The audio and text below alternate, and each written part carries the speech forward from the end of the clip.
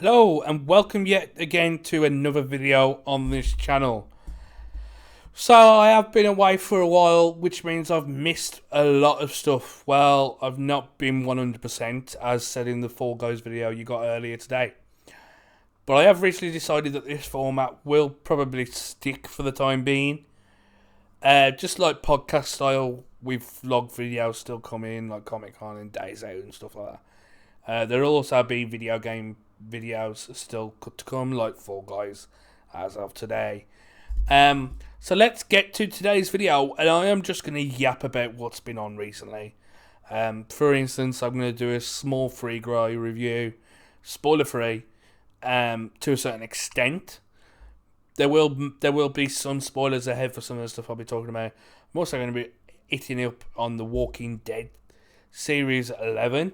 The final season. There's 3 episodes. Again, just a quick talk on that. Some other general stuff, including the Arrowverse, and some stuff on the SpiderMan No Way Home trailer. So let's start off today with something I haven't mentioned already, and that is What If. We've had episode 3 and 4 since I last spoke. We're going to start off with episode 3, which is probably the best episode so far.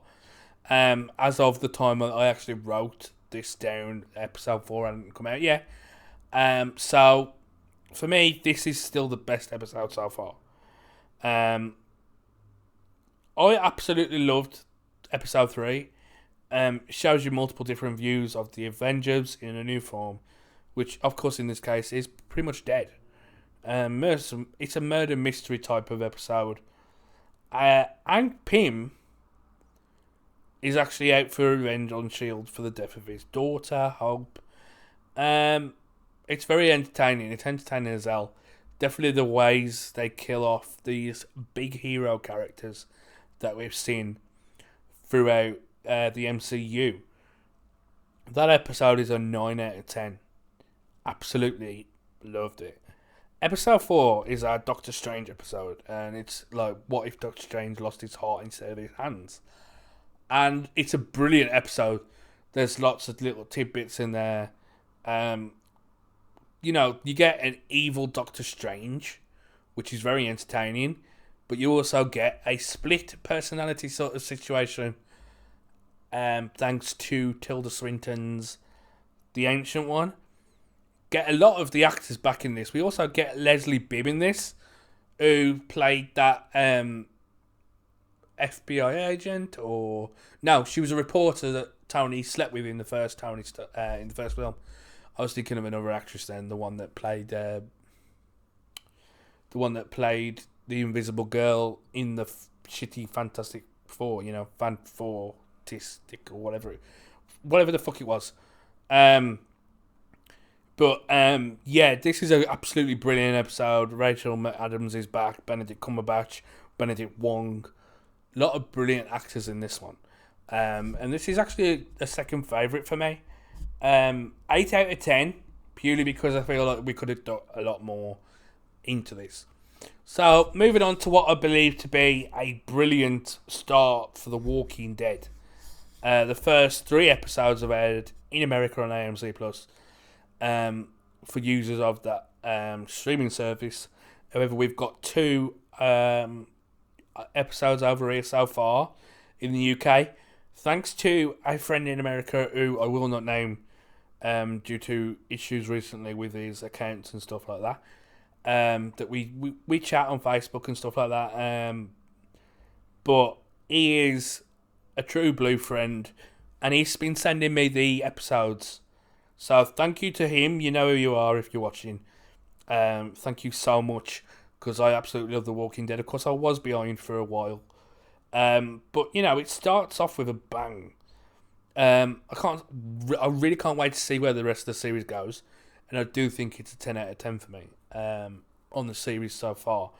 Episode 3 was a bit of a slower paced one. However, still really good. And I still think that Walking Dead is higher than it could ever be. Some people believe it went down a while back. I don't. So, before we move on, I just want to quickly say thank you to all those that have subscribed. And I appreciate you so very much. Please do like, comment, and subscribe to the channel. If you're liking the content, I know I haven't been around much, so it's not fair for me to ask you to subscribe per se when the content's not there. Also, something new that I have previously mentioned in a video or two. I've got a Patreon channel now. My full free guide review will be going up at some point next week. You will get that video on this channel eventually.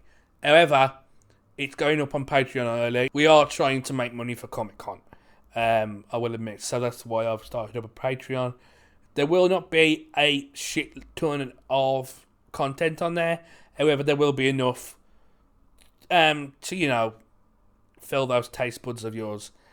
So thank you if you are signing up. At this point, there are no signs up because there's nothing on my actual channel. Please do check it out. All of it in the description. Also, check out my Facebook and Twitter accounts. Neither of them are specific to my channel. It's very personal. It's my very personal Facebook account, so please do not take the piss there. But I thank you all so much for the support I'm getting so far. But in recent time, it feels like something that I absolutely love doing. It is. Anyway, we're moving on. And next up, I wanted to take some time now to talk about the Spider-Man No Way Home trailer. And oh my god, does it look amazing, spectacular, even dare I say superior to what we've had before with this character. I just can't wait to see the movie. Let me know in the comments what you think will be the sixth villain. If there is one. A lot of people are going straight for the obvious Mysterio, Vulture maybe. Is it one like Craven that maybe we haven't had in the MCU yet? I mean, Sony are doing a Craven film, so I'm going to say no. It's certainly not Morbius either, and I don't see Venom being it. You get a glimpse of Lizard in the trailer. The Sandman is a little bit prominent in the trailer, a little bit smaller. But, Electro is clearly there. Green Goblin is clearly there. Willem Dafoe's laugh is very clear in the trailer.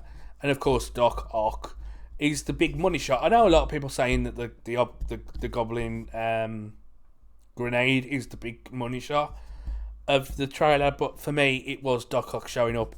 Of course, we did already know that Doc Ock was going to be in this film. We just didn't know how or... how much of a concept it is. But honestly, this film is looking to be one of the best. Also, my thoughts on who the actual sixth villain is, I'm thinking maybe Ned's Hobgoblin for some reason. That maybe when Tom Holland says about not letting anybody else forget, maybe they do forget. And in them forgetting, and when Ned actually finds out that Peter is Spider-Man, he's a bit pissed off because it's still his best friend maybe in this universe, but he didn't know. And I'd love to see that that's the reason why Ned turns. I can see that happening. But anyway, moving on now. I keep saying moving on, drink every time I say moving on. But now, before I get to the free guy review, let's talk about the Arrowverse shows for a moment. Superman and Lois is by far the best we have had out of the Arrowverse since Crisis. But you know what? And this is again just my opinion before anyone bites my head off. But I really can't understand the hate for the Flash. He's getting while Supergirl takes a giant, Supergirl is taking a giant dump and rubs it in our faces. But bear in mind this is purely my opinion. Again, I am glad that Supergirl is ending this season because I do think that if they can pull it off, it's going to be in the last few episodes of the series. So finally we are here at the free guy review. Now I was able to watch this not in cinema, but on my phone, online. Again, there's, I don't do it the dodgy way per se, but I was able to watch it online on my phone, and I absolutely enjoyed it. It's a fucking good movie. Maybe more so than it deserves to be. It's Ryan Reynolds at his best. He's not Deadpool Ryan Reynolds, but it's Ryan Reynolds nonetheless.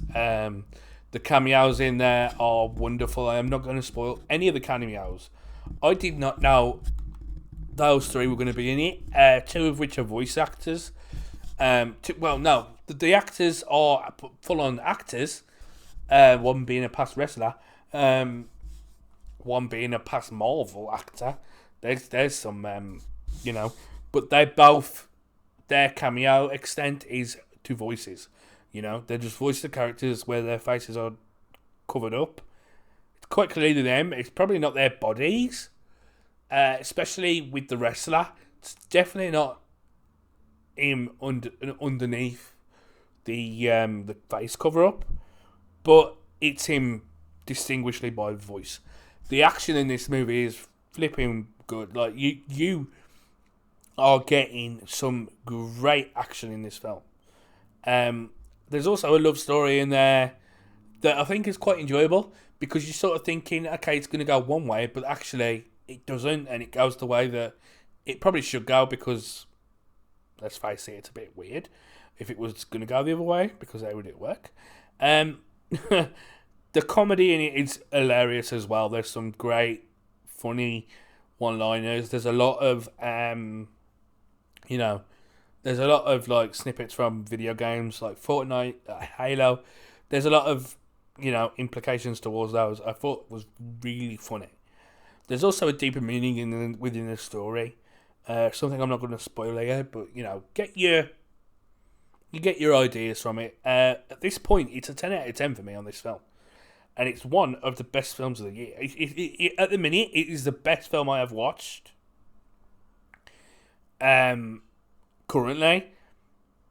but it is just absolutely terrific to see a film like this. We need a film like this at the minute. It's a lot of Downey in the dump sort of things at the minute, and I absolutely love it.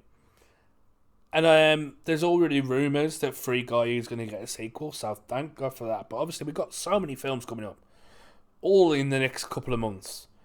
I cannot wait to see. You've got Venom, Let There Be Carnage. You've got Eternals, Shang-Chi. These are not in the order of release. Halloween Kills, Spider-Man Far From Home. I've also just seen a trailer for something called Red Notice with Dwayne Johnson, Ryan Reynolds, and Gal Gadot. And oh my God, that film looks amazing as well. I love to sit and watch a Ryan Reynolds film. I think that the Bodyguard films with Ryan Reynolds are really good. I have yet to see the second one. I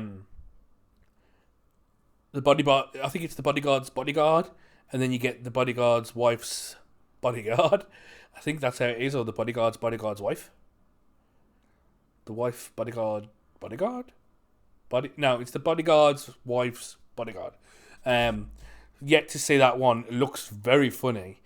I've got to get my dad into that as well. But thanks for watching. Again, please do check out my Patreon, where I'll have an in-depth review Free Guy for the Free Guy movie with spoilers. There'll also be some more exclusive content on the way. Also, check me on all the social media links that are in the description. Thanks for listening to me yap. I have been Scrivo. This has been Scrivosphere. And you know what? Don't have a good day. Have a great day. And I'll see you next time, folks. Goodbye.